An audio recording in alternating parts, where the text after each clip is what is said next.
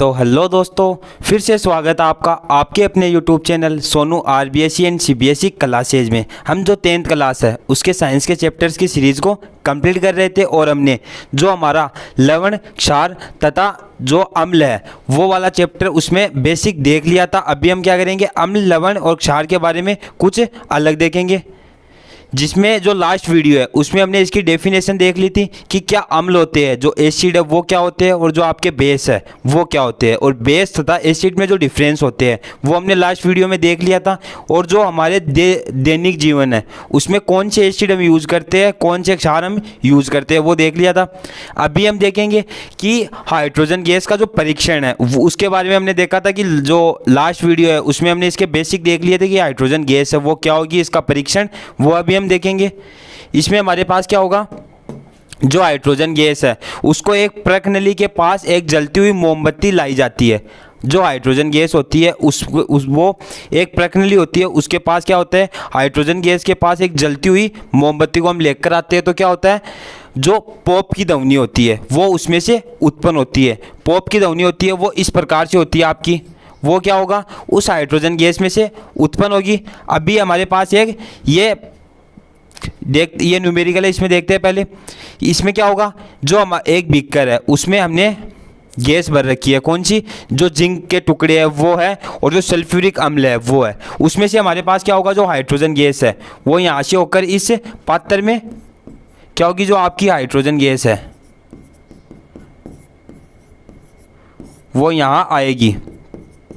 और सबको पता है हाइड्रोजन गैस क्या होती है, बहुत ही ज़्यादा हल्की होती है। वो तो क्या होगी, वो ऊपर की ओर उठेगी और ऊपर क्या होगा, हमारे पास जलती हुई मोमबत्ती होगी, जिससे उसके क्षेत्र में आने पर क्या होगा, जो पॉप की ध्वनि है, पॉप की ध्वनि वो उत्पन्न होगी और इस प्रकार से जो आपको पॉप की ध्वनि देखने को मिलेगी। तो ये हाइड्रोजन गैस का परीक्षण है।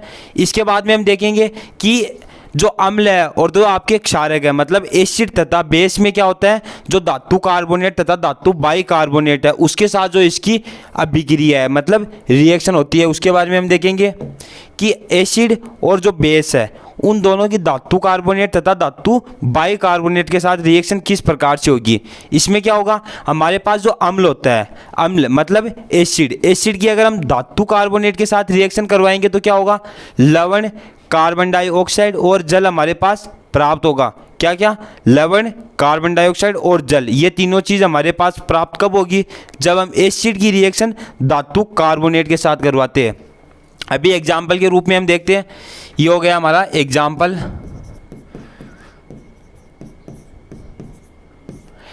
में हम क्या करेंगे, इसमें हम 2HCl लेंगे और NaO2 लेंगे। 2HCl जो हाइड्रोक्लोरिक अम्ल होता है उसकी रिएक्शन करवाने पर हमारे पास क्या प्राप्त होगा, NaCl और जो आपका CO2 है, CO2 को हम क्या बोलेंगे, कार्बन डाइऑक्साइड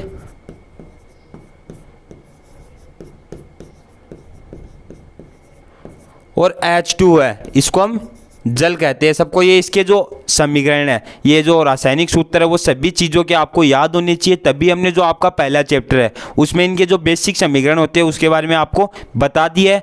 जो H2 है वो प्राप्त होगा, कार्बन डाई गैस प्राप्त होगी और क्या होगा, जो लवण है, यहाँ पर लवण कौन है हमारे पास, NaCl क्या है, लवण का कार्य कर रहा है।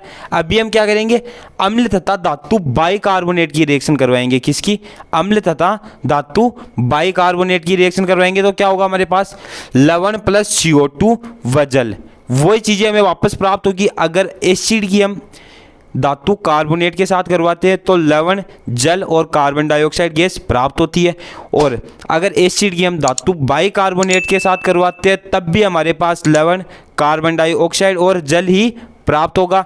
एग्जाम्पल के रूप में देखते हैं वही 2NaCl प्लस NaHCO3। अभी हम क्या ले रहे हैं, NaHCO3, तो क्या होगा हमारे पास, NaCl plus CO2 carbon dioxide हो गई और H2O क्या होता है आपका, जल है, वो हमारे पास प्राप्त होगा। अभी अम्ल की हमने देख ली। अभी कोई बोले क्षार की क्या होगी, तो जो इंपॉर्टेंट पॉइंट है वो आप एक लिख लो, ये पॉइंट इंपॉर्टेंट है। क्यों, क्योंकि क्षारक की क्या होगी, क्षारक की अभिक्रिया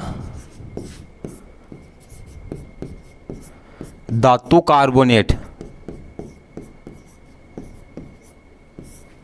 और क्या होगा आपका, जो आपका धातु बाइकार्बोनेट है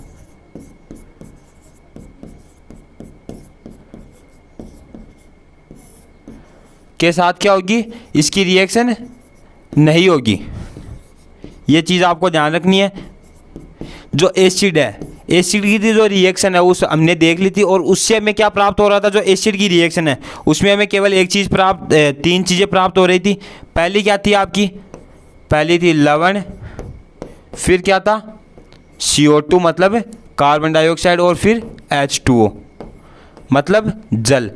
अगर एसिड की रिएक्शन धातु कार्बोनेट के साथ करवाते हैं तो ये चीज़ हमें प्राप्त होती है। अगर एसिड की रिएक्शन धातु बाइकार्बोनेट के साथ करवा रहे हैं तब भी क्या होगा, लवण, कार्बन डाइऑक्साइड और जल ही हमारे पास प्राप्त होगा। और अभी कोई बोले कि सर बेस की रिएक्शन इनके साथ करवाएंगे तो क्या होगा, अगर हम बेस की रिएक्शन करवाएंगे तो हमने ये पॉइंट लिखा है यहाँ पर, ये इंपॉर्टेंट पॉइंट है आपका, इसे आप राइट कर लो स्टार लगाकर। क्यों, क्योंकि जो बेस है आपका, बेस की रिएक्शन हम धातु कार्बोनेट और धातु बाइकार्बोनेट के साथ करवाएंगे तो क्या होगा, वह अप्रभावशील रहेगा, उसकी रिएक्शन जो आपकी मैकेनिज्म होती है वो नहीं होगी। इसके बाद में हम देखेंगे कि हमारे पास क्या हो रहा था, CO2 मतलब कार्बन डाइऑक्साइड गैस प्राप्त हो रही थी। CO2 अभी हमने देखा था, एसिड की रिएक्शन करवाने पर क्या हो रहा था, CO2 प्राप्त हो रही थी।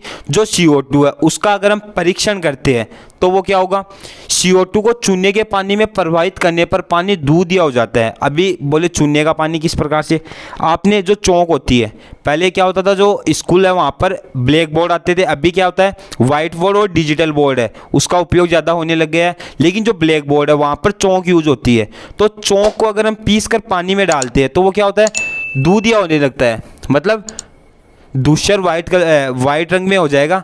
तो उसी के पर हम देखें कि CO2 है मतलब चूने का पानी, चूने का पानी हमारे पास यहाँ क्या है, कैल्शियम हाइड्रो ऑक्साइड है, वो है CaOH, तो OH का होल ट्वाइस, इसको हम क्या बोलेंगे, कैल्शियम हाइड्रो ऑक्साइड नाम लिख सकते हो आप। उसकी एक रिएक्शन अगर हम कार्बन डाइऑक्साइड मतलब CO2 के साथ करवा रहे हैं तो हमारे पास क्या होगा, CaCO3 प्लस H2O प्राप्त हो रहा है। ये चीज़ हमें ध्यान रखनी है।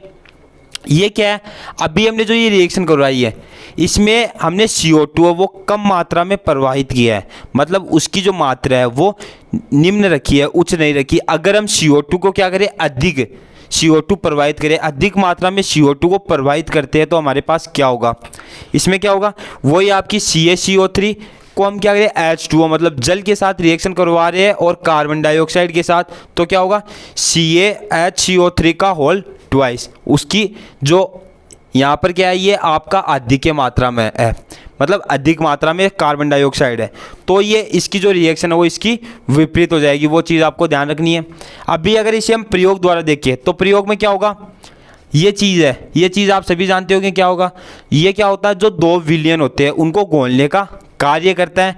इसमें क्या होगा, जो बीकर है इसमें COCl3 प्लस DlHCl मतलब कम HCl की मात्रा हम लेंगे और इसे अगर हम बीकर की सहायता से घुमाएंगे तो ये जो चूने का पानी है इसमें CO2 गैस यहाँ से प्रवाहित होकर क्या होगी, जो आपका चूने का पानी है उसमें CO2 गैस आ जाएगी।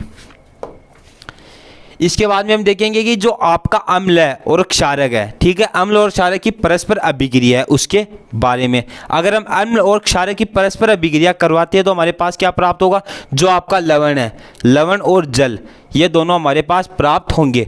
अभी एग्जाम्पल के रूप में अगर इसे हम देखें,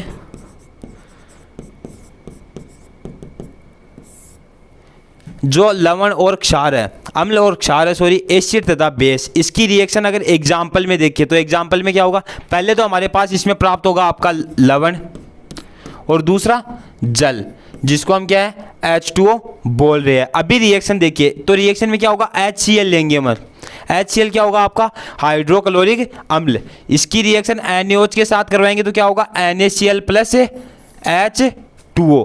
ये चीज़ आपको ध्यान रखनी है। अगर इसे हम वेस्ट से देखें, हमारे शरीर है, मतलब हमारा जो मनुष्य का शरीर है उसमें ये रिएक्शन क्या है हो रही है, किस प्रकार से, जो आपका मुंह है उसमें क्या होता है, उसमें क्षारक पाए जाते हैं, ठीक है, जो आपका लार है, लार ग्रंथि होती है मुंह में, वो क्षार उत्पन्न करती है, वो चीज़ आपको ध्यान रखनी है। जो आपका आमाशय है, आमाशय में आपको मैंने जो आपका जे प्रक्रम लाइव प्रोसेस, जो कि बहुत ही अच्छे तरीके से मैंने डिटेल में पढ़ाया है। उसमें मैंने आपको ये चीज़ बताई है। अगर आपने वीडियो वो नहीं देखी है तो मैं आपको रिकमेंड करूँगा कि आप वो वीडियो देखिए, क्योंकि जो आपका लाइव प्रोसेस है वो हमने वहाँ पर बहुत ही अच्छी तरीके से और आसानी से पूरा कंप्लीट कर लिया था। तो उसमें क्या है, हमने देखा था कि जो हमारी स्टोमक होती है, मतलब आमाशय होती है, आमाशय में क्या पाया जाता है, HCl।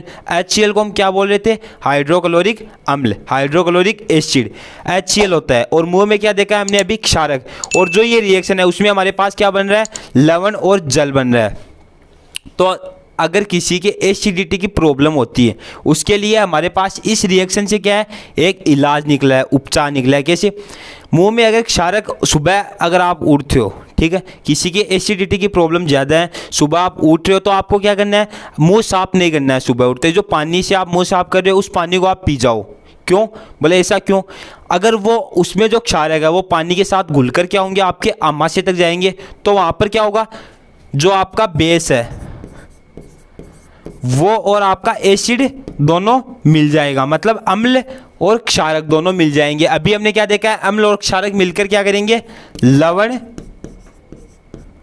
और जो आपका जल है उसका निर्माण करेंगे। तो इससे क्या होगा, आपकी एसिडिटी की प्रॉब्लम है वो भी सॉल्व हो जाएगी और रिएक्शन है वो भी हमने समझ ली। तो ये चीज़ आपको ध्यान रखनी है। इसके बाद में हम देखेंगे कि जो उदासीनीकरण अभिक्रिया होती है उसमें क्या होता है। उदासीनीकरण सबको पता है, उसमें क्या होगा, उसमें जो क्षारक और अम्ल है उनकी अभिक्रिया करवाने के वो उदासीन रहेंगे। किस प्रकार से, जब अम्ल और क्षारक परस्पर अभिक्रिया करके एक दूसरे को प्रभाव समाप्त कर देते हैं, मतलब अम्ल और क्षारक, मतलब एसिड तथा बेस की हम रिएक्शन करवा रहे हैं, तो वो क्या करेंगे, एक दूसरे का जो प्रभाव है उसको क्या कर देंगे, समाप्त कर देंगे। तो क्या होगा, जो आपका लवण तथा जल उसका निर्माण होगा। और वो रिएक्शन कौन सी होगी, वो रिएक्शन होगी आपकी उदासीनीकरण अभिक्रिया। ये चीज़ भी आपको ध्यान रखनी है, क्योंकि ये जो छोटे छोटे नाम होते हैं इनकी जो डेफिनेशन होती है वो अगर एग्जाम में आ जाए और आपको प्रॉपर रूप से याद नहीं है तो क्या होगा, आपके जो मार्क्स है, बोर्ड एग्जाम के जो नंबर है वो कम करने में ये एक प्लस पॉइंट रहेगा। ये गलतियां हमें नहीं करनी है। इसके बाद में हम देखेंगे जो अम्ल है, अम्ल के साथ धात्विक ऑक्साइड की क्रिया क्या होगी, अभिक्रिया होगी। उसमें हम देखेंगे धात्विक ऑक्साइड क्या है हमारे पास, CuO, ये क्या है हमारे पास, मैग्नीशियम ऑक्साइड, कॉपर ऑक्साइड, ये धात्विक ऑक्साइड है हमारे पास। इसकी रिएक्शन करवाने पर क्या होगा, जो एसिड है उसके साथ, तो क्या होगा, अम्ल प्लस धात्विक ऑक्साइड की अगर हम रिएक्शन करवाएंगे तो लवण और जल का निर्माण होगा। अभी हमारे पास जो 2-3 रिएक्शन हुई है पहले, उसमें भी लवण तथा जल या फिर CO2 का निर्माण हो रहा था, यहीं पर भी वही होगा, लवण तथा जल का क्या हो रहा है हमारे पास, निर्माण हो रहा है। तो हम क्या करेंगे, 2HCl लेंगे, जिसकी रिएक्शन किसके साथ करवाएंगे, 2HCl क्या है हमारे पास, अम्ल है, HCl क्या होता है, एसिड होता है, सबको पता है, अम्ल होता है, उसकी मात्रा ले रहे हैं हम HCl की, और उसकी रिएक्शन करवाने धात्विक ऑक्साइड के साथ। धात्विक ऑक्साइड जो आपका कॉपर ऑक्साइड है या फिर मैग्नीशियम ऑक्साइड है, उसमें से किसी के साथ करवा दो। तो हम करवा रहे हैं कॉपर ऑक्साइड के साथ, उसमें क्या होगा, CuCl है, कॉपर क्लोराइड और H2O। कॉपर क्लोराइड किसका रूप है, यहाँ पे लवण का कार्य कर रहा है, सॉरी, कॉपर क्लोराइड लवण का कार्य कर रहा है, और H2 है वो जल है, ये आपको पता है। तो लवण और जल क्या है हमारे पास, बन गए। अब भी आपका एक पॉइंट है, ये स्टार लगाकर आपको ये पॉइंट लिखना है, कॉपर क्लोराइड के बनने से विलयन का रंग नीला हो जाता है। जो ये कॉपर क्लोराइड बन रहा है, इसमें जो जिस विलयन में ये अभिक्रिया रिएक्शन हो रही है उसका जो कलर है वो कैसा हो जाएगा, उसका कलर हो जाएगा ब्लू। ये चीज़ आपको ध्यान रखनी है। इसके बाद में हम देखते हैं कि क्षारक के साथ, अभी एसिड के साथ तो हमने देख ली थी जो धात्विक ऑक्साइड है उसकी रिएक्शन। अभी क्या करेंगे, बेस के साथ उसकी रिएक्शन देखेंगे। तो ये हो गया कॉपर ऑक्साइड का होल ट्वाइस, ठीक है। इसकी रिएक्शन हम किसके साथ करवा रहे हैं, CO2 के साथ, कार्बन डाइऑक्साइड के साथ करवा रहे हैं। तो क्या होगा, CaCO3 प्लस H2O का निर्माण होगा। CaCO3 को हम क्या बोलेंगे, कैल्शियम कार्बोनेट। अभी हमने क्या है, एसिड के साथ इसकी रिएक्शन देख ली, और आपका जो बेस है उसके साथ रिएक्शन देख ली। जो चैप्टर है वो भी इसी के ऊपर आधारित है, लवण, क्षारक और आपका अम्ल है, उसके ऊपर ही आपका पूरा चैप्टर आधारित है। तो ये जो छोटी छोटी चीज़ें हैं आप इनको स्किप मत किया करो, छोटी छोटी जो बातें हैं उन पर आप ध्यान किया करो, गौर किया करो, क्योंकि इन्हीं से जो आपके नोट्स हैं वो प्रॉपर रूप से अच्छे तरीके से बन सकेंगे। इसके बाद में हम देखेंगे अम्ल तथा क्षारक, मतलब एसिड एंड बेस क्षारक जलीय विलयन में, एसिड और अम्ल तथा क्षारक को हम जलीय विलयन में डालते हैं, उसके बारे में हम देखेंगे। इसमें क्या होगा, अगर अम्ल को देखेंगे हम तो ये H+ आयन देते हैं। हमने जो इस आपका चैप्टर है एसिड एंड बेस वाला, इसमें स्टार्टिंग में हमने इनके जो डिफरेंस है उसमें यह बात की थी कि अम्ल जल में घुलकर क्या देंगे, आपको H+ आयन देंगे, और जो क्षारक है वो OH- आयन देंगे। तो ये क्या होगा, H+ आयन देंगे। H+ आयन क्या होगा, यहाँ पर H3O के रूप में रहते हैं, ठीक है। जो H+ आयन आपको मिल रहे हैं किसके द्वारा, एसिड के द्वारा जो H+ आयन आपको मिल रहे हैं वो H3O+ आयन के रूप में रहेंगे। अगर एग्जाम्पल के रूप में हम इस चीज़ को देखते हैं, किसके रूप में, मतलब एग्जाम्पल के रूप में इस चीज़ को दिखाओ तो क्या होगा, HCl है, मतलब हाइड्रोक्लोरिक एसिड की रिएक्शन हम H2 है, मतलब जल के साथ करवाते हैं तो क्या होगा, H3O+ है और Cl नेगेटिव हमारे पास प्राप्त हो रहा है। इसके बाद में हम देखेंगे कि आपका क्षार है उसमें क्या होगा, जो एसिड है उसमें तो देख लिया। क्षार में आपको पता है क्षार को अगर क्षारक होता है मतलब बेस होता है, बेस को क्या करें हम, अगर जल में बेस का रिएक्शन अगर बेस को जल में घुलनशील करते हैं तो क्या होगा, OH- आयन हमारे पास प्राप्त होगा। ये चीज़ भी हमें ध्यान रखनी है। और अम्ल को करेंगे तो क्या होगा, H+ आयन प्राप्त होगा। अगर इसका एग्जाम्पल देखें तो क्या होगा, NaOH को हम क्या करें, जल में डाल रहे हैं तो Na+ और OH- हमारे पास प्राप्त हो रहा है। ये चीज़ आपको ध्यान रखनी है। अभी जो अम्ल और क्षारक है मतलब एसिड तथा बेस है, इसके बारे में हम इस चैप्टर में पढ़ रहे हैं। तो इस रिएक्शन में करने पे आपको कुछ सावधानियां भी, जो 1-2 सावधानी है उसका ध्यान रखना पड़ेगा। तो आपको पॉइंट लगा के सावधानी लिखनी है। पहली सावधानी आप समझो कि अगर हम अम्ल है और क्षारक है, ठीक है, इनकी रिएक्शन जल के अंदर करवा रहे हैं, तो अगर हम अम्ल को क्या है, जल को क्या है, अम्ल में डाल रहे हैं, ठीक है, जल को अम्ल में डाल रहे हैं तो सही है। लेकिन अगर आपका एसिड है उसको जल में डाल रहे हैं तो वो विस्फोटक के रूप में बदल सकता है, ठीक है। मतलब अम्ल को क्या है, डायरेक्ट हम क्या कर रहे हैं, जो आपका जल है उसमें डाल रहे हैं तो विस्फोटक के रूप में बदल सकता है, मतलब विस्फोट हो सकता है। क्यों, क्योंकि अम्ल की मात्रा बहुत अधिक है और जल की उस समय जल की मात्रा अधिक रहेगी और अम्ल की कम रहेगी। तो आपको क्या करना है, जो जल है उसको अम्ल में डालना है और उसको एक क्षारक में डालना है। जो आपका बेस है उसमें क्या करेंगे, आप वाटर डालेंगे, और जो एसिड है उसमें भी आप वाटर डालेंगे, ठीक है। बीकर ले लिया आपने, और इधर ये समझो आपने जो आपका एसिड है उसका बीकर है और ये बीकर किसका है, वाटर का। तो आप क्या करेंगे, वाटर को एसिड में डालेंगे, ना कि एसिड को वाटर में। पहला पॉइंट हो गया ये। अभी दूसरा पॉइंट ये कि हम क्या करते हैं, अम्ल और क्षारक को मिलाने के लिए विलयन, जो इनका विलयन है, ठीक है, इनको हम मिलाने का कार्य करते हैं ताकि जो रिएक्शन है, मैकेनिज्म है, वो आराम से कर सके। तो क्या होता है, इनको मिलाने पर इनके जो आपको 1-2 छिट्टे होते हैं, ठीक है, 1-2 बूंद इधर उधर हो जाती है, और वो अगर आपके हाथ है उस पर गिर जाए तो ये एक एसिड होता है। सबको पता है एसिड होता है मतलब तेजाब होता है, तो आपके हाथ को जला सकता है या फिर और कोई नुकसान पहुंचा सकता है। तो ये मैकेनिज्म, अम्ल और क्षारक की जो मैकेनिज्म है उसे करते समय हमेशा आपको क्या है, दस्ताने हैं उनका प्रयोग करना चाहिए। इसके बाद में हम देखेंगे अम्ल और क्षारकों की प्रबलता है उसके बारे में। तो इसमें क्या होगा, किसी अम्ल या क्षारक की प्रबलता उसके द्वारा उत्पन्न, अम्ल क्या उत्पन्न करेंगे, H+ और आयन और OH आयनों की सांद्रता पर निर्भर करती है। अगर कहाँ पर आपके पास H+ आयन अधिक है तो अम्ल की सांद्रता क्या होगी, अधिक होगी, और OH- आयन अधिक है तो क्या होगा, जो आपके क्षारक है उसकी मात्रा अधिक होगी।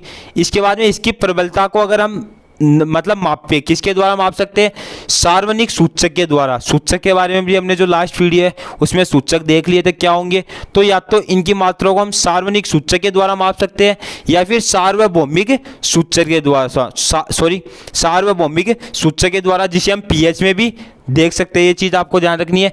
इसके बाद में क्या होगा, हाइड्रोजन आयन की विभिन्न सांद्रता को विभिन्न रंगों में प्रदर्शित किया जा सकता है। ये चीज़ भी आपको ध्यान रखनी है कि जो हाइड्रोजन आयन है उसकी विभिन्न सांद्रता को हम क्या कर सकते हैं, विभिन्न रंगों में प्रदर्शित कर सकते हैं। तो आज हमने जो इसमें अम्ल और एसिड एंड बेस है उसमें थोड़ा बहुत और देखा है। अगर आप में इस चैप्टर में से किसी भी पॉइंट में अगर आपको थोड़ी बहुत दिक्कत है या फिर कोई भी मतलब पॉइंट है उसमें कंफ्यूजन है, तो आपको क्या है, कमेंट बॉक्स में वो चीज़ बतानी है। और जो वीडियो है उसमें आपको मतलब वीडियो अच्छी लगी है तो वीडियो को लाइक करना है, चैनल को सब्सक्राइब करना है। हम नेक्स्ट वीडियो में क्या करेंगे, इनके बारे में और डिटेल में देखेंगे और जो आपके चैप्टर्स हैं उनको कंप्लीट करके जो बोर्ड एग्जाम है, बोर्ड एग्जाम 2023, उसके लिए आपके जो बेस्ट क्वेश्चन है वो सिलेक्ट कर हम जल्दी उनकी क्वेश्चन सीरीज लेकर आएंगे। तो आपको क्या करना है, आपका काम इतना ही रहता है कि चैनल को सब्सक्राइब करो, वीडियो को लाइक करो और जो आपके प्रॉपर नोट्स है उनको बनाओ। आज के लिए इतना ही, मिलते हैं नेक्स्ट वीडियो में। आई होप आपको वीडियो पसंद आई है।